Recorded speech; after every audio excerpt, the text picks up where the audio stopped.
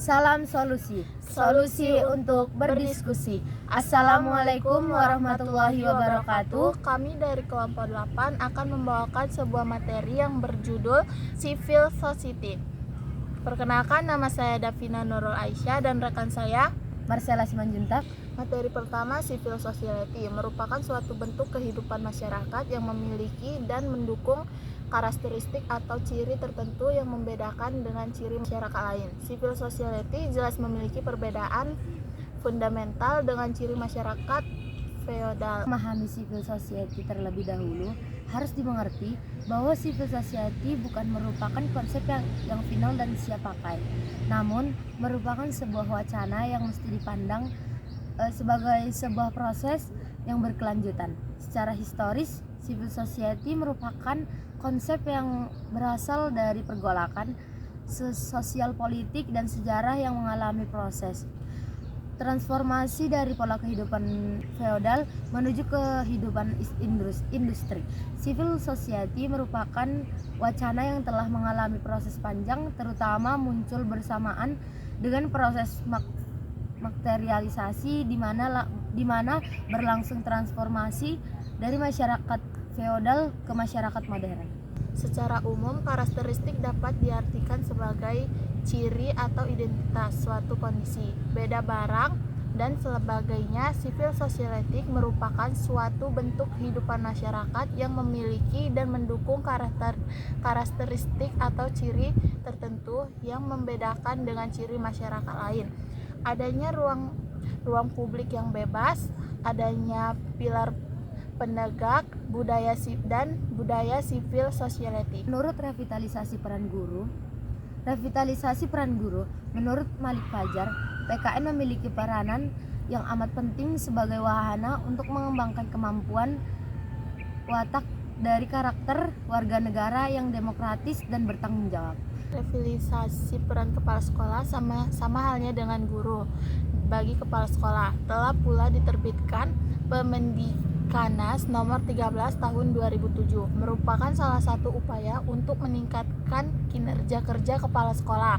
Melalui peraturan ini mempersyaratkan perlunya kepala sekolah memiliki standar kualifikasi dan kompetensi tertentu. Revitalisasi peran pengawas, salah satu pihak yang dinilai memiliki peran penting dalam penyelenggaraan pendidikan di satuan pendidikan adalah pengawas sebagai unsur tenaga berkependidikan yang memiliki tugas pokok memantau, menguasai, dan mengedukasi penyelenggaraan pendidikan di sekolah atau madrasah terkait dengan hal-hal yang bersifat administratif maupun akademik. Yang terakhir, revitalisasi peran pengawas. Salah satu pihak yang dinilai memiliki peran penting dalam penyelenggaraan pendidikan di suatu pendidikan adalah pengawas, sebagai unsur tenaga kependidikan yang memiliki tugas pokok memantau, mengawasi, dan mengevaluasi penyelenggaraan pendidikan di sekolah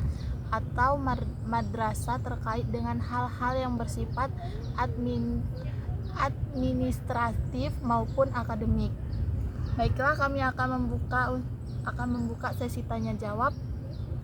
Baik, saya akan bertanya kepada Devina, apa peran civil society dalam mempengaruhi kebijakan pemerintah?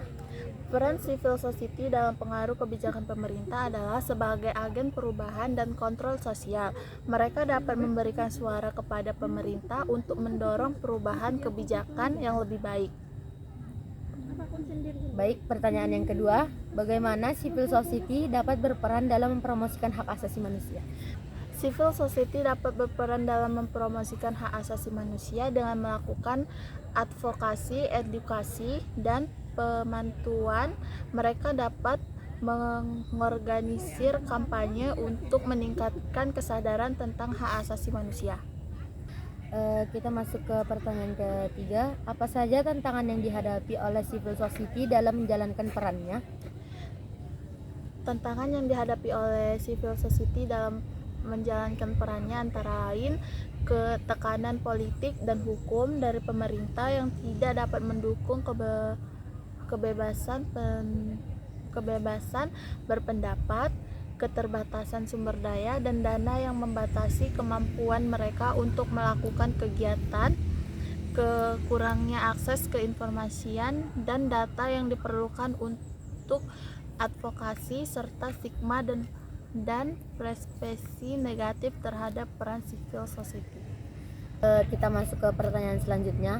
Apa perbedaan antara civil society dan pemerintahan dalam konteks? Civil society adalah kelompok atau organisasi masyarakat sipil yang independen dari pemerintah dan memiliki peran dalam advokasi dan pengawasan, sedangkan pemerintah adalah entitas yang bertanggung jawab atas pengambilan keputusan dan pelaksanaan kebijakan publik. Bagaimana civil society dapat berkontribusi dalam membangun masyarakat yang inklusif dan berkelanjutan? Civil society dapat berkontribusi dalam membangun masyarakat yang inklusif dan berkelanjutan melalui berbagai cara. Mereka dapat memperjuangkan kesetaraan, keadilan, dan partisipasi masyarakat dalam pengambilan keputusan. Selain itu, civil society dapat mengkoordinasi program dan kegiatan untuk memperkuat kapasitas masyarakat. Sekian dari hasil diskusi kami ucapkan terima kasih dan mohon maaf jika ada salah kata yang kami perbuat. Kami akhiri dengan wassalamualaikum warahmatullahi wabarakatuh.